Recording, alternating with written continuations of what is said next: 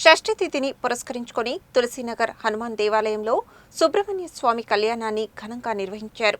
ఈ కళ్యాణంలో పాల్గొనడం ద్వారా రుణబాధలు, ఆరోగ్య సమస్యలు, వివాహ సమస్యలు తొలగిపోతాయని ఆలయ అర్చకులు తెలిపారు. శుక్రవారం సాయంత్రం తులసీనగర్లోని హనుమాన్ దేవాలయంలో శుద్ధ షష్ఠి తిథిని పురస్కరించుకొని దేవసేన సహిత సుబ్రహ్మణ్య స్వామి కళ్యాణం నిర్వహించామని గంగాపురం హరిశర్మ తెలిపారు.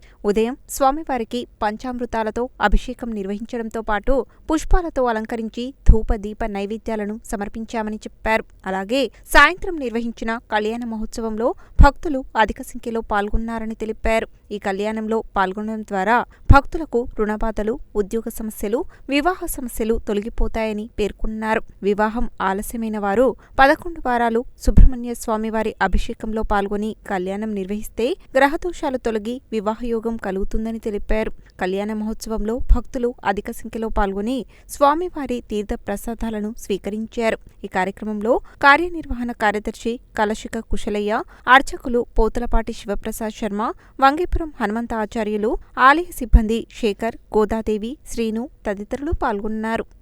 శ్రీ భక్తాంజనేయ స్వామివారి దేవస్థానం తులసీనగర్ నందు ప్రతి మాసంలో వచ్చేటువంటి శుద్ధ షష్ఠి తిథిని పురస్కరించుకొని మన దేవాలయంలో వేంచేసి ఉన్నటువంటి శ్రీ వల్లీ దేవసేన సమేత సుబ్రహ్మణ్యేశ్వర స్వామి వారికి విశేషమైనటువంటి పూజాధికారులు నిర్వహించబడుతున్నాయి.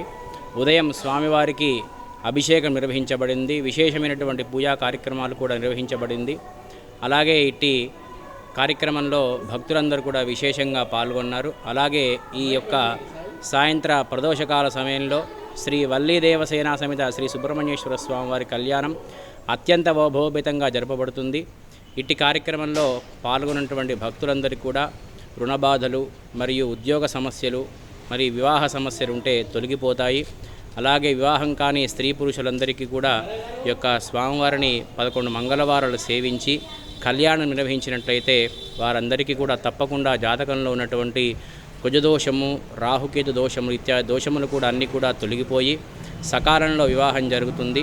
అలాగే సంతానం కానటువంటి దంపతులకి ఎవరైతే స్వామిని సేవిస్తారో, కళ్యాణ మహోత్సవం నిర్వహిస్తారో వాళ్ళందరికీ కూడా స్వామివారి అనుగ్రహం చేత సంతానవంతులవుతారు. కావున ప్రతి ఒక్క భక్తులు కూడా శ్రీ వల్లీ దేవసేన సమేత శ్రీ సుబ్రహ్మణ్యేశ్వర స్వామివారిని సేవించి తరించండి.